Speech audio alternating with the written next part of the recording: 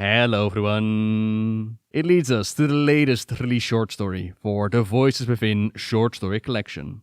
This one is called Trials, written by Jonathan Maberry. In it, Thrall grapples with his son's coming of age in a heartfelt story about what it means to love and let go. In short, it portrays Thrall in a way that I would love to see them continue in-game as well. The role of sharing his massive amount of experience and knowledge to the next generation. He's well aware of the names that have left the living world, while he still keeps on going. Maybe a small taste of getting ready to kill off Thrall at the start of it, but who knows, at the end of the day, nobody lives forever. His son Durak wants to do his Omkura, but Thrall believes him to be too young and not ready for this. In this tale, they go over what the ritual means for their people, the place that the orcs find themselves in after they call it history, and the worries for the future. And Durak goes out to prove his father wrong, showing Thrall that his fears for the future are not all founded. The next generation will have their own challenges to overcome, and Thrall's role, as I said, advise them, guide them along the path, but ultimately they will have to walk the path themselves. With this short summary out of the way, here's my full readout. I hope you'll enjoy. The young orc moved like a shadow through the palm fronds. The edge of the northern barrens was a beautiful place. Countless trees heavy with fruits, the sound of songbirds calling above.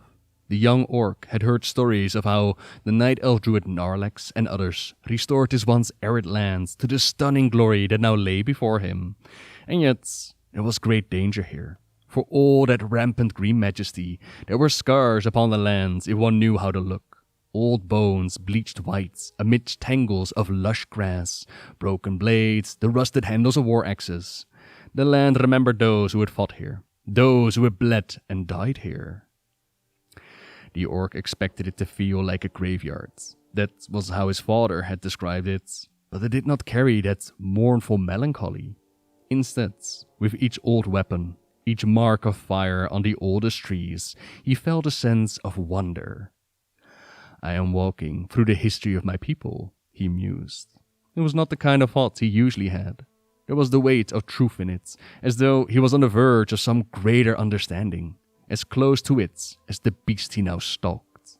Something new, trying to bloom in the soil of his soul. He climbed atop a cracked boulder and squatted there, his hands automatically moving to touch his blades. Being alone out here was entirely different than he had expected. Long before he'd even left his home for his first leg of the Omkura, he'd been filled with excitement in all its many forms. The bravado that boiled in his chest when announcing to his parents that he was ready, the thrill of the hunt, the delight in taking the first step towards acceptance, the hope of earning the next blessing after this one. But now, those feelings had faded. Not gone, but receded to a shadowy distance in his heart and mind. He'd felt the change happen slowly. The anticipation of the Omkura lasted still, but the fires beneath it had been banked. The fear was there, of course. He was young, but not foolish.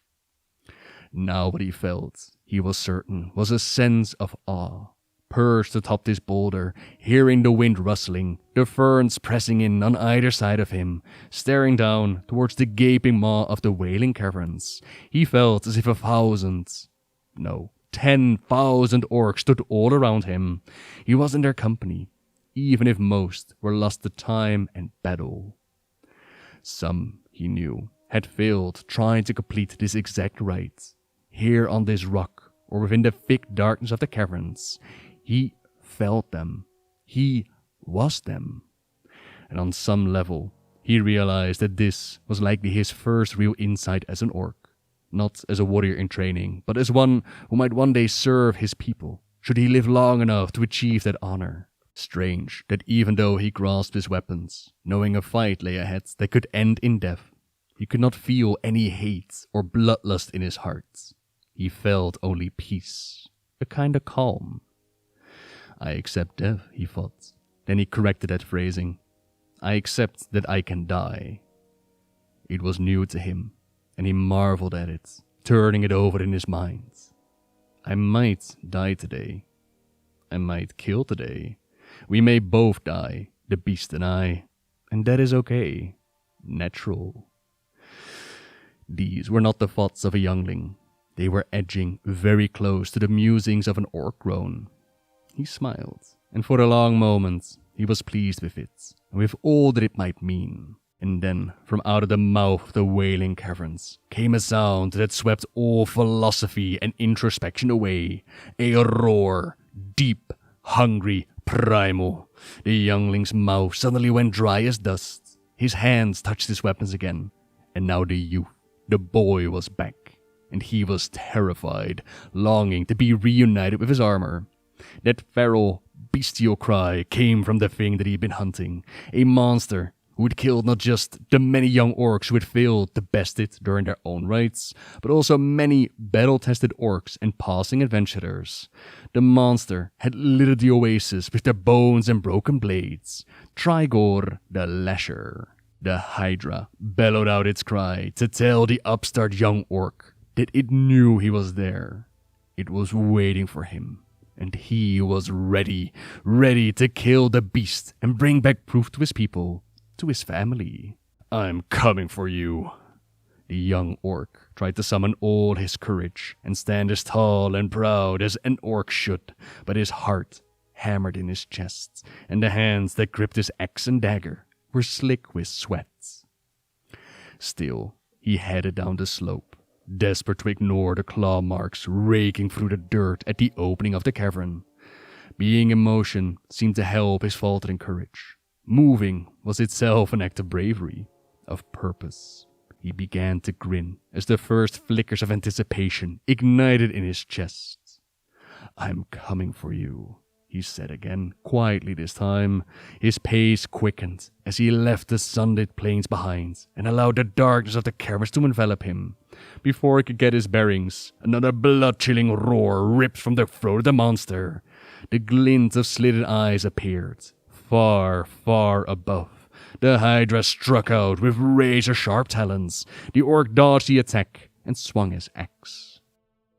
The death of that youngling marks another loss to the Horde, said Thrall, as they left the council meeting at Gromash Hold.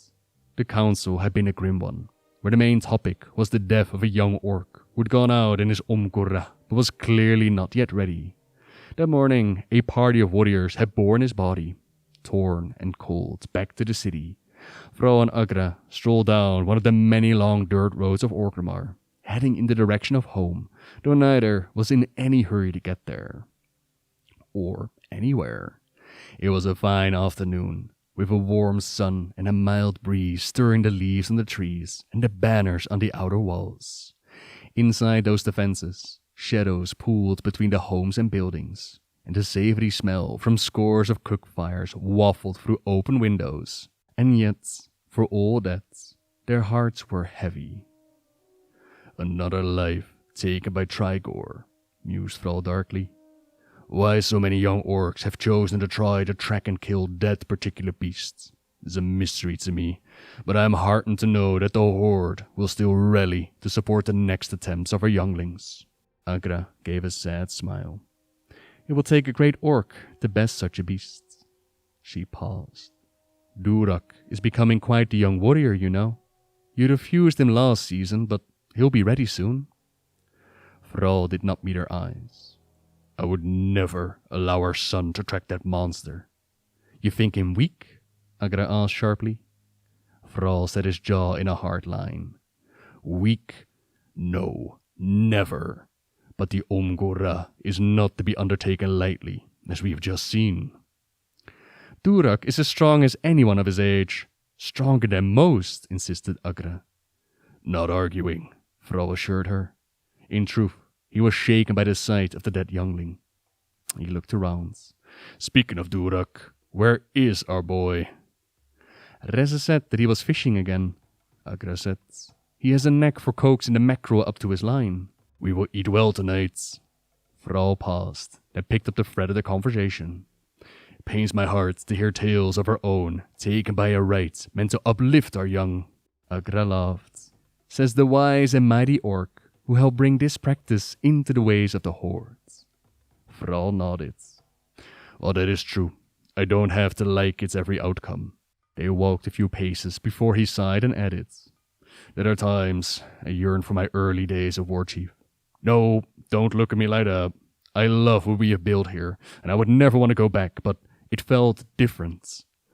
Or, said Agra, perhaps, wise as you are, you don't relate to what these younglings need to do in order to understand their strength and claim their power. After all, you were raised by humans. You did not complete such rites at that age. You had great battles to fight. A sea of injustices set before you. Your rights were in forging a better world, and in so doing, you have become who you are now. He nodded again, taking her point. Do I envy the opportunity these younglings have had since birth? Of course. Am I satisfied with how far our people have come? Yes, especially after Garrosh, after Sylvanas. So what troubles you now, Amush? He glowered, but it crumbled into a rueful smile. As a leader, a shaman, a father, I see the world is better, and yet, for all I have sought peace, sometimes I fear a world free from war. If Durak and Reze come of age in a peaceful world, will they know why we fought? Have wisdom enough to recognize injustice, evil, cruelty when they see it? Possess the courage, the strength to face it? Even now, I spend most of my time roaring and thundering in council meetings. I can hardly remember the last time I hefted a weapon. He grunted as they passed a group of younglings, dressed as self-styled heroes, wrapped in war cloaks made from tattered banners and helms of battered old cooking pots. They chased each other with swords and axes fashioned from dried palm fronds, while Durak was getting too old for these kinds of games. Among them was the youngest, Reze, who squealed as another young orc chased her, but then pivoted to deliver a clever backward slash that caught a pursuer across the stomach. That's, he said, pointing, that's what I really want to be doing. What? Making war again? There was a devious twinkle in his eye. Of a kind. With that, he threw back his head and uttered a war cry, snatched a branch free from a bush, and ran at the children, brandishing it like a weapon of legends. The youngling shrieked, and Reze, seeing her father, whirled and faced them all, holding her own mock weapon high. We are beset by an ogre, she cried, rallying them, even the ones she was fighting a moment ago. Where is Durak? Growled Thrall. What have you done with my firstborn, you monsters? Reze stood firm in his paw. Durak is gagged and bound, and is our rightful prisoner. You shall not find nor free him, for we sacrifice him tonight. He is ours by right of conquests.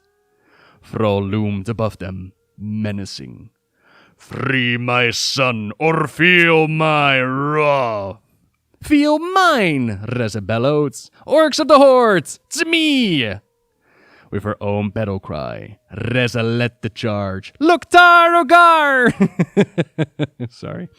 With her own battle cry, Reze led the charge, meeting Thrall in the middle of the streets.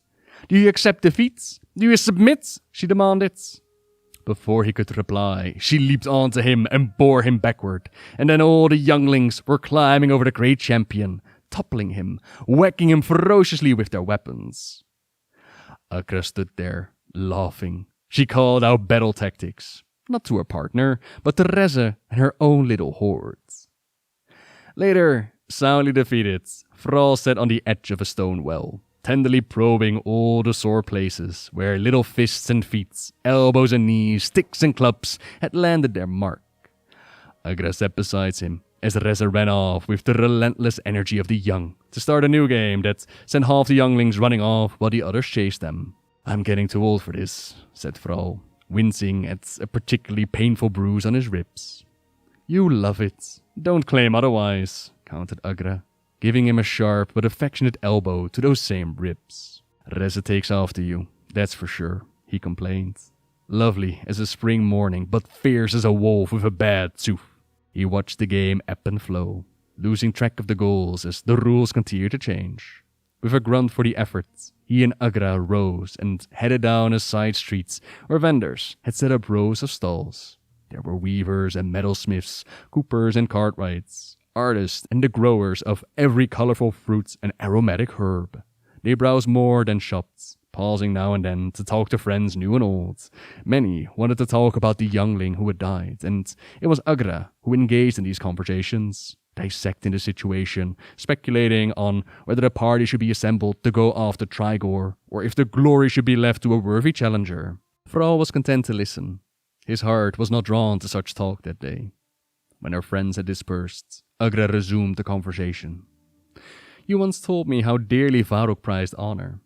What was it he said? Honor, young heroes, never forsake it. Yes, said Thrall, surprised by the comment that seemed to come out of nowhere. He was certainly right about that. She studied his face. Maybe that is what you yearn for our younglings. Honor. Something easy to claim in a just battle. Perhaps, he shook his head, but something with an equally high cost. Agra took his hand and led him out of the side street and onto a quiet lane beyond that, wandered between a row of stables. War has cost me so much, said Thrall. Orgrim and Gromash, Cairn, Varrock, Vol'jin. I often long for their guidance, friendship, understanding, but they are lost to me. Now I lead alongside their children, their successors, while I worry over how to prepare my own. All that they gave lives within you now. The memory of it, yes, but there are many times I wish these spirits I miss dearly would heed my call for counsel. Time has been generous. It's given me you, Durak, Reze, the Horde, but has also emptied the world of so many who deserve to live, to learn who they were beyond the field of battle. I feel robbed at times. Does that make sense? Of course it does. Agra was often fierce, even in her humor, though not at that moment. But you are here now, thundering in your council meetings, shaping a new generation to battle with words and ideas, as well as axes and arrows. The Horde will grow stronger for your wisdom, and the wisdom of those who have made the mark on you. I know you will lead our people to greater heights, because I see how you have molded our younglings. And that is also how I know Durak is ready for his Omgora. Thrall leaned forward and touched his forehead to hers. A gentle act. She was surprised and resisted for a mere splinter of a moment. And then she leaned into it, sharing the moment. His brow was swollen. A blow from Rez's pointy little elbow, and Thrall winced, then laughed. Love hurts, said Agra, and then hugged him.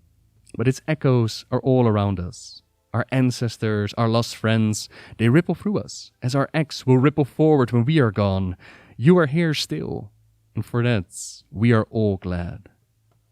They shared a smile before resuming their meandering walk through Orgrimmar. Honor includes caution, said Agra. I understand why you haven't pushed Durak to begin preparations for his Omgora, but you can't protect him forever. I know that, Thrall said, nostrils flaring, but he is still young. There are those in this town who are younger than him, but who've already taken the rights. And more than a few of them are dead, said Thrall. The Omgora isn't to be undertaken for glory or to prove oneself. It is a pledge to serve, honor, and safeguard our people, and to know all that means. I know Durak is of age, but he is not ready. He will be. But for now, he thinks it's all about being tough and brave, and that is such a small part of what he'll need to succeed. Agra gestured to some of the older children in the yard. Some of his friends have already achieved their rights. That weighs on him. I know. And there are whispers of some doing so without their parents' blessings. Thrall huffed. I know that too, which is why I'm glad Durak is wise enough to listen to us. So far, said Agra. A day may come when he will not wait. And that reminds me, she added, Reze has been after you to explain the Omgora to her. She is jealous that Durak got the talk last winter. Thrall nodded. I shall take her for a walk when we get home. It's easy to speak away from everyone. He let out a belabored sigh.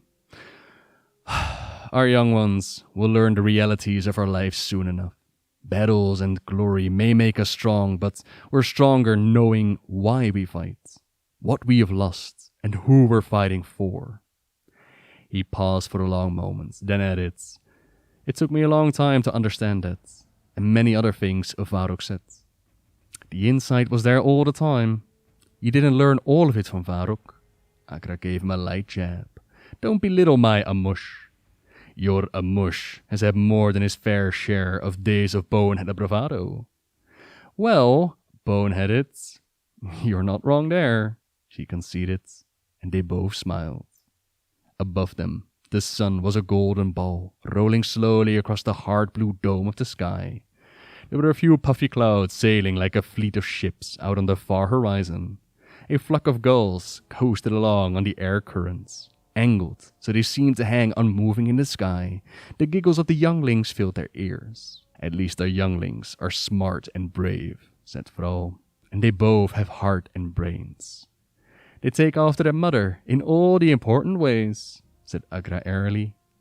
This I will not refute, said Thrall, and that was as far as he got, because something small and very powerful came out of nowhere and raised their Fauk's weapon to him. Show me your strength for thy screaming, raptor tongue!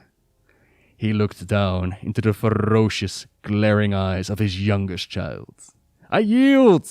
And so you should, cried Reze, for I am a fierce warrior of the Horde. With that, she gave her father a crinkling smile, and put her fist on her hips, an unconscious imitation of her mother. Thrall, grinning, stared at his wife and his daughter. They looked so alike, and wore the same fierce, glowering looks, the same flashing eyes. Father, can you tell me of the Omgora? I want to learn everything about war and killing the enemy and hunting beasts and all of it. Thrall shook his head. Then, off Agra's head tilt, he conceded, Yes, let us walk. Walk where? Anywhere. Just a walk so we can talk in private. Reze nodded vigorously.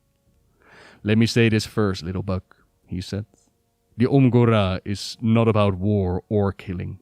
It is about learning what it means to be an orc. It is about learning how to be strong, yes, but also how to honor our ancestors. How to live in harmony with the elements. Reze stared up at him, half smiling as if he had made a joke, expecting a punchline after his words. Thrall caught Agra's amused expression. I'll go start on dinner. I'm sure Durak will be home soon, said Agra. You two enjoy your walk. I think your father has a lot to tell you. The creature's talons were little more than a moving shadow against the deeper blackness of the caverns. They came so fast that the young orc dodged almost too late. He threw himself down, rolled sideways, and sprang back to his feet, hoping for an advantage, but the darkness was so intense he saw nothing. He circled, trying to find it. There was a movement, and once again it was black upon black, and he did not know if he was before or behind the monster. Then it struck again. This time, pain exploded across the orc's right side, and he staggered, but even as he lost balance, he saw a bit of its muscular shoulder, the curl of a wicked mouth, and the gleam of one merciless eye.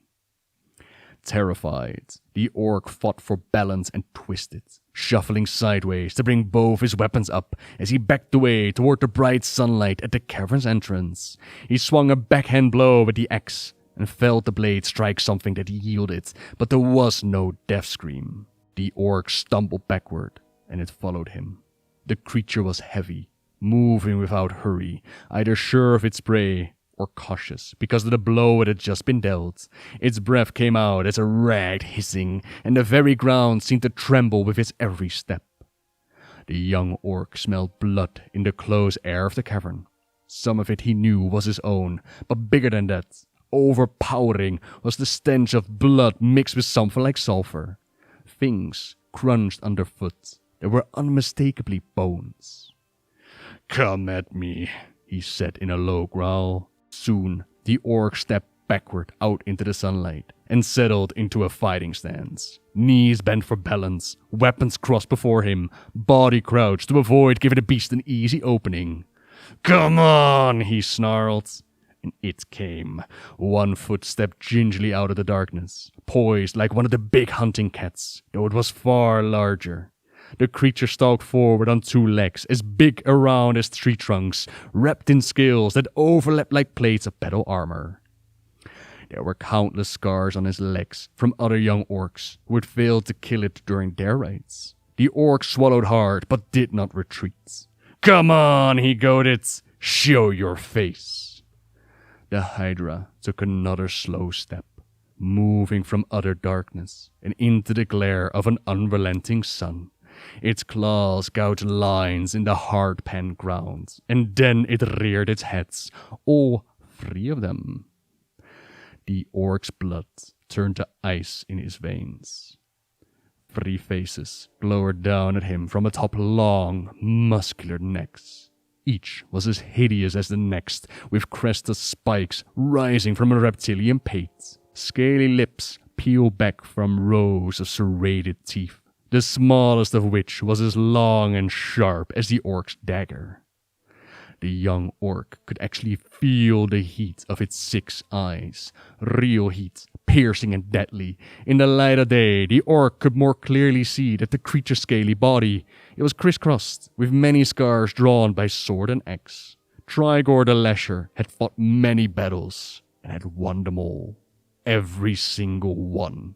The Hydra took another step forward, and now he could see its tail, thick, long, and ending in a cluster of spikes like those on its head. It reared up on 2 massive legs and split the air with 3 dreadful shrieks.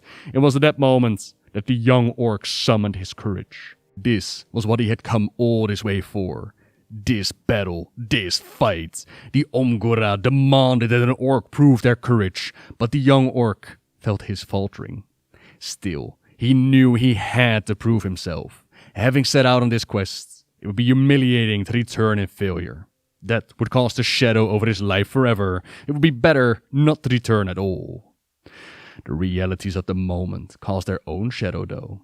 He battled his own doubts and fears, while the creature was absolute in its own power, and in the knowledge that it had survived everyone who had ever come hunting. Every single one. All of this was a raging storm in the young orc's mind. With a cry of mingled fear and rage, he leaped forward, driving straight at the monster, feigning high with the dagger to distract, and swinging his axe in a sidearm blow that was powered by all his muscle, every bit of his training, and every ounce of his bravery. The blade bit deep, and blood exploded outward, and it did him no damn good at all. The next scream to fill the plains was his own. Thrall and Reza walked through the gates of Orgrimmar and left the city far behind. It was cool in the shadows beneath the trees. An adder slid out of their way, but stopped to watch them pass. Reza smiled at it with an innocent joy that touched her father's heart. "It's nice to have some time alone, little buck," said Thrall. "We don't get to talk much. You're either a pestering Durak, hiding from your mother at chore times, or ambushing your poor old father." "I beat you today," she cried. "You did," he agreed and tussled at her. She swatted his hands away, giggling as she did so. The arid lands soon gave way to canyons made of red rocks that seemed to catch fire in the setting sun. With the haze rising in front of them, the crimson cliffs rippled and steamed. It was drier out here than in the city, the heat less oppressive. Spiny lizards and dung beetles scuttled across rocks, and a seagull wheeled lazily far above it all. They walked for nearly half an hour without saying much, and instead seeing and hearing all that the natural world had to share. Thrall could feel his daughter growing calmer, losing that youthful agitation that always made her seem like there were 10 of her. Now she strolled beside him, with something akin to patience. "Father," she said after a while. "Yes?" "Will you tell me about the Omgora?" "Yes, but why are you worrying over such a thing?" She looked away for a moment. "I'm not worrying. I just want to know more about it. Hartog's older brother is planning on going out soon, even though that other orc just got killed. And it's all Durak's been talking about. I know what people say and all, but that's not the same as knowing what it means. It's not the same as knowing why we do it." He glanced down at her. The request, though framed with a child's vocabulary, it was a profound one. It was insightful, demonstrating depth of character. "Tell me what you already know," he suggested.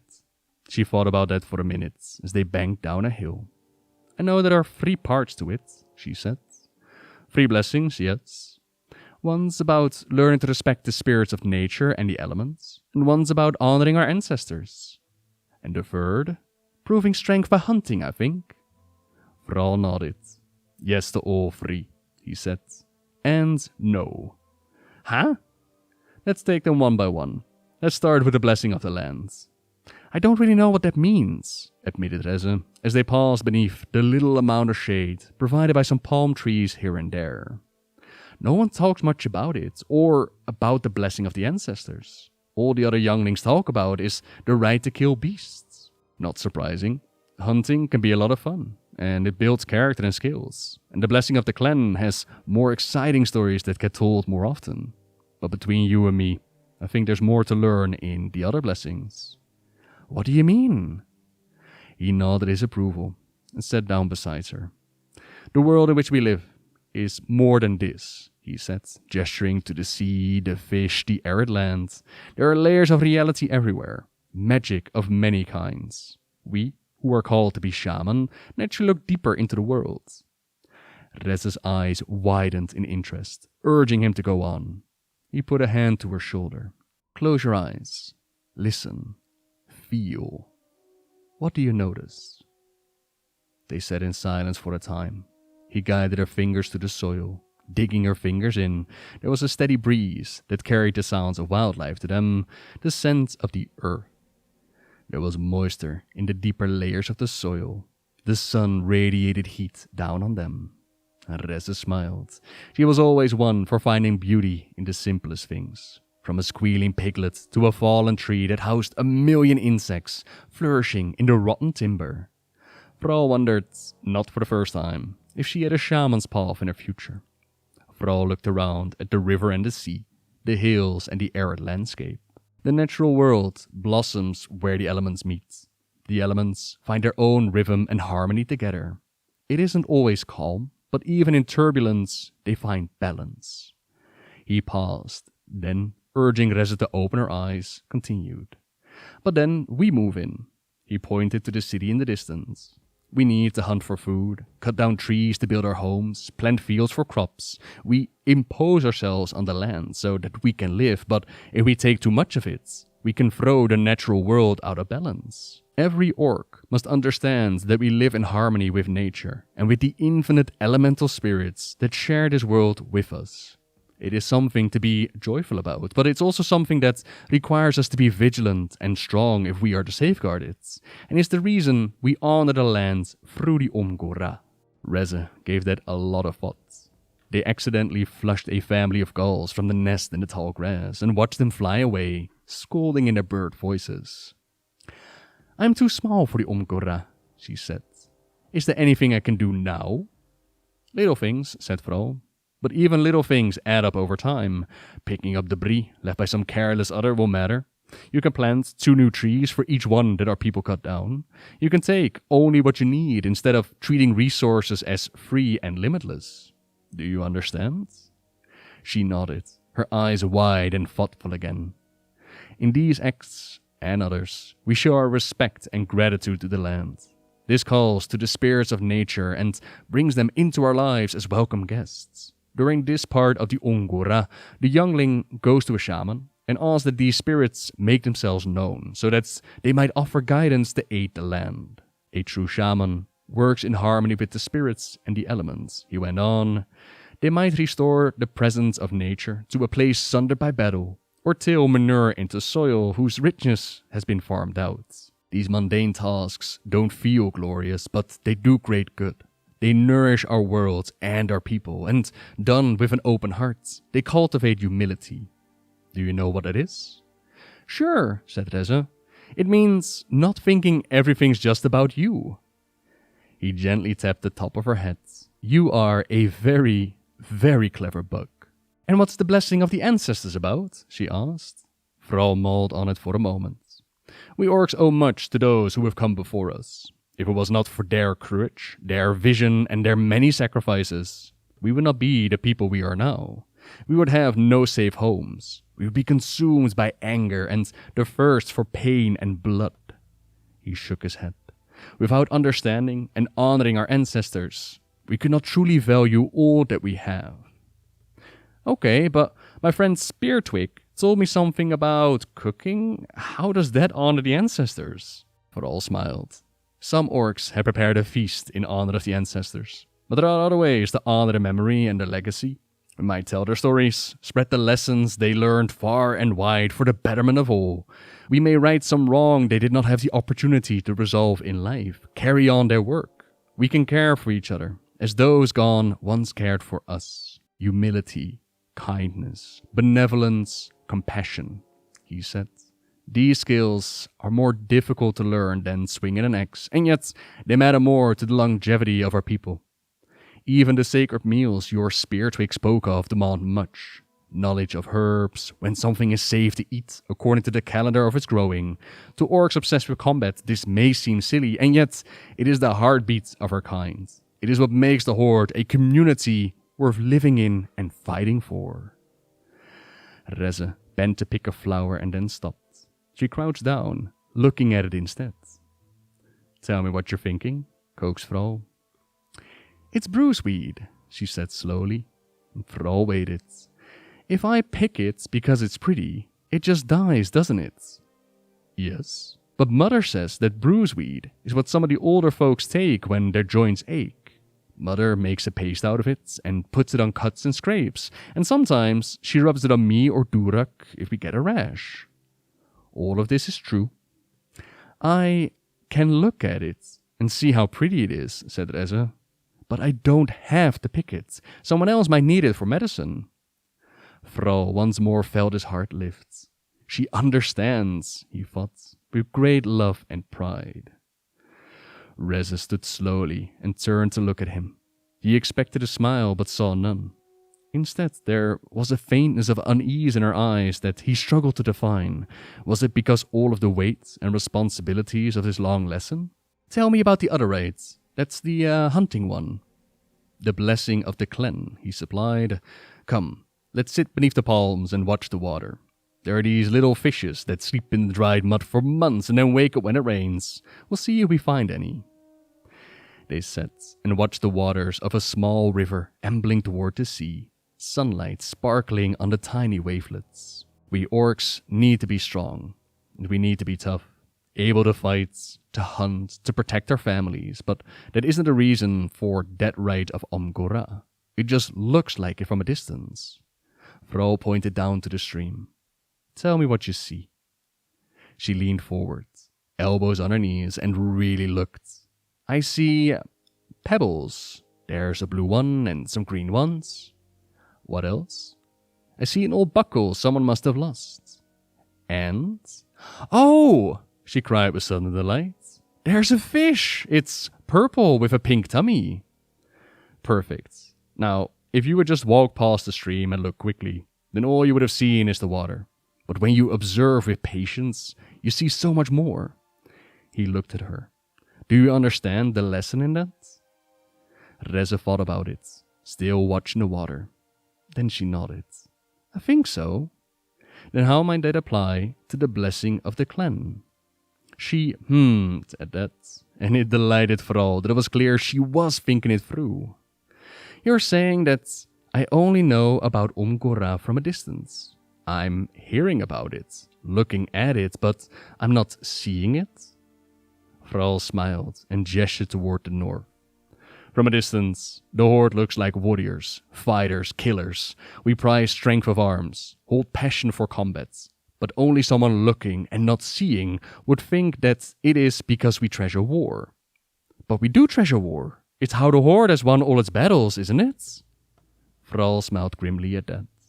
The Horde has won many battles, and lost many too.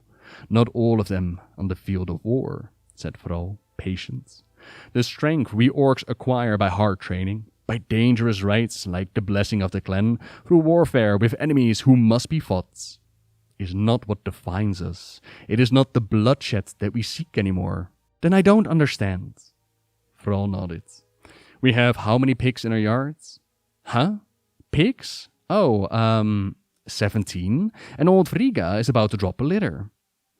Correct. And we raise pigs for food, yes? Yes, she said cautiously. Reze was not at all a fan of killing any of the family's livestock, and sometimes wept bitterly when a pig was slaughtered. You know that we must do this, or else we will go hungry. Sure, we can eat vegetables and grains, but we eat meat too. That means that we have to kill the animals we raise. I hate that. I know, said Thrall kindly, but you eat your meat all the same. And she said nothing. When your mother or Durak or I kill an animal, do you think we do it out of hatred? No. Does it mean we think nothing for those animals? No, but I guess we have to. Why? Like you said, we have to eat. Exactly, said Thrall. Violence is sometimes necessary. We kill livestock for food. We fish the waters for food. We hunt the lands for food. Have you ever heard an orc curse at any animal that's been killed for these reasons? Reza shook her head. Of course not. But all the fighters in the city talk of killing enemies. They even sing songs about it. She spoke true of a long tradition amongst the orcs. Loktra. Songs that told the glories of battle and of great wars dating back through time. Reza knew the lyrics to many of them, and often sang these war songs when she played. Durak, on the other hand, favored Luck of Whatnot, song of orc heroes. The difference mattered, as Thrall saw it. His son was on the edge of adulthood, and that was a personal thing, as heroism is personal. Whereas for Reza, such things were really an abstraction, and at her age it was easier to play at war than want to be a hero. Sure, he said, but we do not sing to idolize violence. We sing to carry forward the memory of injustice, to honor those brave enough to meet it with steel. I pray you won't live to see such evil, but the songs of our people may grant you the wisdom to know what to do if you must face it. At this she beamed. Strike it down!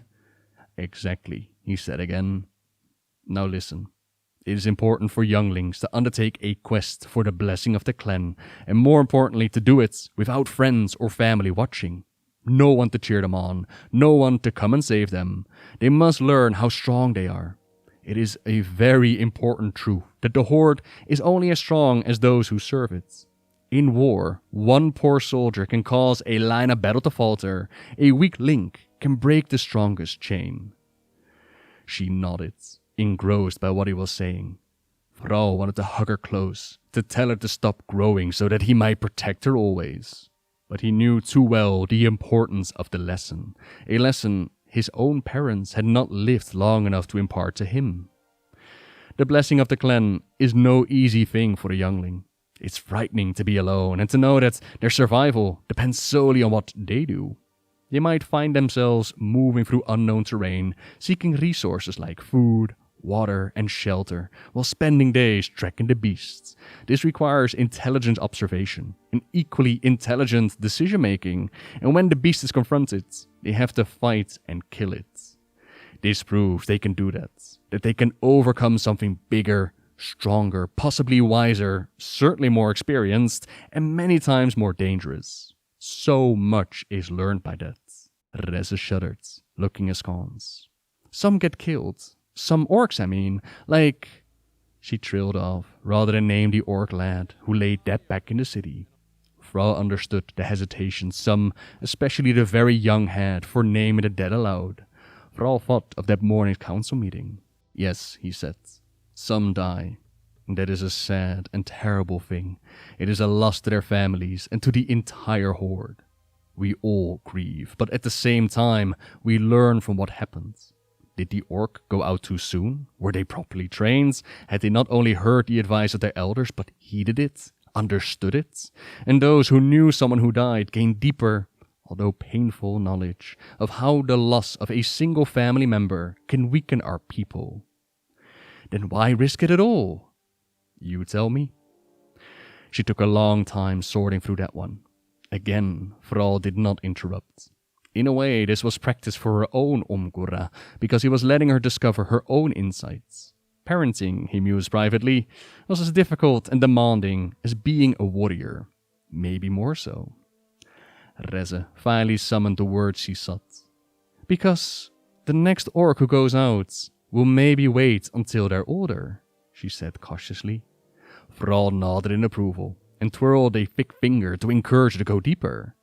And Because they know that risking their life risks the horde too. Indeed, they lost the orc, and all that orc could have been, agreed Thrall, all that orc might have become. Reza looked at him, and then away. You were a slave, she said in a very small voice. You were there when the orcs were prisoners and kept in camps. But you overcame that. You fought for yourself and everyone else. I wouldn't even be here. Or Durak, or maybe the whole horde. You saved everyone a bunch of times. But if you had died a youngling, it was a shockingly wise insight for a child. And Thrall could hear the clear echo of Agra's wisdom in Reza that made his heart swell with pride and with love. It has been my honor to serve our people, in war and in peace, he said. Reza stood straight, a twinkle of mischief in her eye. Suddenly, the maturity was gone from her face. She adopted a haughty, regal expression. And now you will serve me. Kneel! Thrall immediately dropped to one knee and bowed his head, spreading his arms wide in supplication. I bow to you, War Chief Amares, chieftain of the Orcs of Azeroth, benevolent mistress of all she surveys, mistress of beasts and birds and all things that walk, fly, wriggle, climb, crawl, and wallow, overlord of quillbeast, squisher of toads, tamer of zebra, tickler of wolves, official despiser of hawkstew, grand deflator of swellfish, and midnight procurer of biscuits from the secret stash of the Farseer Agralan the Almighty. To you I bow in humility and deference. Reza tried to maintain her imperial haughtiness, but the silliness snuck past her resolve, and she collapsed into laughter. Thrall caught her, and they tumbled through the grass together. They stopped laughing to gaze up, and Thrall held her close. Clouds stumbled across the sky above them, each one looking like some rare animal. For a few minutes, when the laughter had finally dwindled, they began pointing to one or another, calling out what they looked like. Most of Thrall's observations were for rare animals, while Reza pointed to a very fat one and said that it looked like her father after a feast. Thrall considered for a moment, lips pursed, and Reza paused as if she had gone too far, but Thrall said, I can see it. They laughed again, but it didn't last long as the fingers of twilight pulled the sun towards the west. Father, said Reza, her tone growing serious again, what we were talking about, you being a slave, having no family growing up, no good times like we have, and now having to be a shaman and representative and everything else for our people. What about it? She sat up and stared at him with huge eyes. That's a lot to carry. He got to his feet and pulled her up too. Yes, conceded Thrall. But every orc of the Horde needs to be able to carry the burden of protecting our people and providing for them. That is why the Umgora exists, to show that the strength of our people can't be measured by having killed or even having won a battle. Our people's strength is built on more. Is that why he told Durak that he wasn't ready yet? Asked Reza flatly. Because he thinks it's about being tough and being able to kill monsters? Yes. He wasn't happy about it, and I don't think he's ready to understand something so important. That's why your mother and I suggested he wait, but he's a good son, and he has something greater than courage. He has heart that will count for much when the time does come. Yes, she said, and then looked away. He saw a shadow cross Reza's face, and she turned further away. When she did not turn around, Thrall asked, What is it? What is stealing your joy? Reza spoke in a small and fragile voice. True. It was said with heavy emotion that Thrall tried to understand. Worry for sure, but also sadness, regret, and was it shame? Little Buck, he said, you must tell me what's wrong. You were full of glee one moment, and now you look wretched. I made a promise not to tell, she said. If it's a promise that will do no harm, then keep it, said Thrall after a moment's consideration. But if that promise is a dangerous one, then tell me. Without turning, she said, The orc who died, Benj. I saw him when they brought him in. He was all cut up. His father turned away from him. But I don't know if it was because of how bad he looked or because he failed to kill the thing that did it to him. Of course Benja failed. He went after Trigor the Lesher, and it's too fierce for so young an orc to face. Trigor has killed many grown orcs and horde warriors, alliance too. No one blames the boy for failing, not even his father. More likely, his father was grieving because his son may have gone out too soon. Many of us parents share that fear.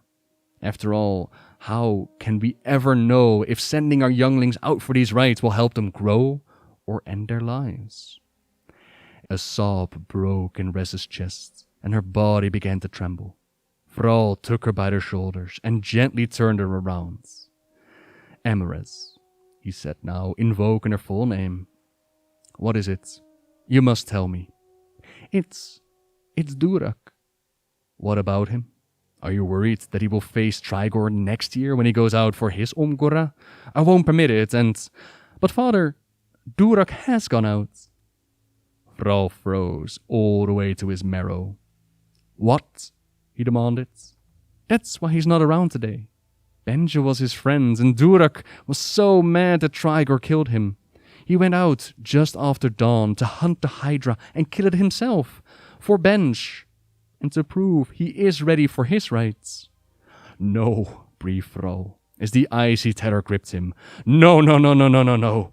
Even as he spoke, he rose up, grabbed Reza, and began running back towards the city. The journey to the Wailing Caverns was far, but they were upon Moonpaw, and the Great Wolf seldom tired during times of great exertion. 3 of Thrall's most trusted orc warriors rode with him, and Agra galloped beside Moonpaw on another huge borrowed wolf. Even so, the sun was edging towards the horizon, and threw long shadows behind it. "Will he be okay?" cried Reza. But Thrall, fearing what words of panic and terror would escape him, said nothing. There was a pain in his chest that felt like an arrow had been shot through his heart. They passed through Durotar and into the northern barrens. They sped past the crossroads and rode hard for the large brown mountain beyond it, pressing on, taking shortcut paths they knew, racing against the setting sun. It seemed to take forever. But then the grey walls of the Wailing Caverns rose out of the twilit gloom. From far away, they saw someone sprawled in the dirt, sitting with their back against the boulder, legs splayed, arms slack. The dying sunlight painted the figure, and Thrall feared that the bloody red he saw was not all from the sun. He had been on enough battlefields to know a grave wound from any distance. "Durak!" cried Reza, and both father and daughter leaped from Moonpaw's back and raced like the wind down the slope to the mouth of the caverns, Agra close on their heels. As they drew near, their hearts began to break, for the figure was indeed covered with gore. The orc warriors fanned out, blades drawn, eyes fierce and blazing. Thrall, Agra, and Reza cried out in horror as they saw that the shape before them was indeed Durak. But soon, the image of death and destruction seemed to undergo a strange process of change. At 50 yards, they were looking at the corpse of Durak, smeared with his own lifeblood, but at 15 yards, a new truth emerged. Durak sat on the ground with his back to the rock. His clothes were slashed and torn, and he bled from a score of cuts, some deep and terrible. His face was painted with blood, yet it was not the dark red, nearly black blood of an orc. No, this was something much brighter. It was truly painted. The marks were crooked and sloppy, but there was an order to them, a pattern. The bright red blood on his face matched the dark red on the fingers of his hands, and that ignited the smallest spark of hope. One bloody hand gripped the edge of the rock, and with a great effort of will, Durak rose to his feet. He stood there, bloody, swaying, but alive. Thrall reached out to him first, but Durak did not embrace him. As if performing a conjurer's trick, the young orc instead reached down behind the rock and lifted something. It was a horrifying, dreadful thing to see, and yet it filled Thrall's heart with joy. It was one of the severed heads of a Hydra, that most dread beast, Trigor the Lasher. "My boy!" cried Thrall. "What have you done?" Durak looked at his father and mother. "So, now will you let me do the Omgora?" Durak gestured weakly with his other hand, and behind him, barely visible in the shadow of the cavern's mouth, were two more huge lumps of flesh, gristle and spikes, sightless green eyes staring up at the sky. I wanted to show you, wheezed Durak. Father, I wanted to show you that I'm ready. Thrall took Durak gently into his powerful embrace and pressed his forehead to his son's. Agra leaned in to join them. Reza took one of Durak's hands and held it tightly, pressing it to her chest. My son, Thrall finally said, his voice filled with wonder, with pride and love. Do you know what you have done? I killed the monster, father, whispered the boy. I wanted to make you proud, show you that I can serve our people with honor. You said I wasn't ready for my Omgora, but I wanted to show you that I am.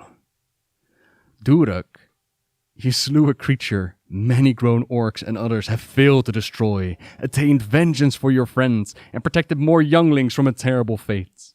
I have never thought you weak or unworthy. No, I wanted you to be safe, and Thrall was unable to finish. He was laughing too hard and weeping.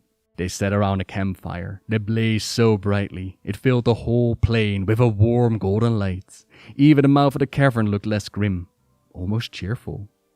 After Thrall and Agra dressed Durak's wounds, he needed to rest. Agra had sent Reze running into the fields to gather certain revitalizing herbs. They worked together, changing bandages and fetching water. He sat close to Durak. You slew Trigor the Lesher, he said. It was perhaps the 20th time he had said it. Each time he laughed and shook his head. You're as mad as the moons, but no one will ever question your courage. I might test that courage by hitting you upside the head with an axe handle, muttered Agra as she began dressing another wound. Knock some common sense into you. Then, as if she heard the bitterness in her own voice, Agra snorted, grinned, and jerked the ends of the bandages tight. Durak gasped in pain. Brave young orc, complaining of a scratch, she said. Reza chuckled under her breath. Durak licked his dry, cracked lips. So, will you let me do the rest of my Omgora? Well, said Thrall, feigning doubt. Having tasted your cooking on hunting trips, I think you preparing a meal to honor the ancestors might classify as an act of war. Reze tried not to laugh out loud, but snorted instead. Moonpaw lumbered over and sniffed the hydra blood on Durak's clothing, uttered a low growl. Durak glowered at the wolf. Does everyone in this family have an opinion? Thrall sighed. Your mother and I will discuss your Omgora, and this time you will wait for us before charging ahead. He nudged his son's shoulder. Durak smiled through his bandages as the cinders of the family's fire rose into the night sky, carried across the northern barrens by the winds.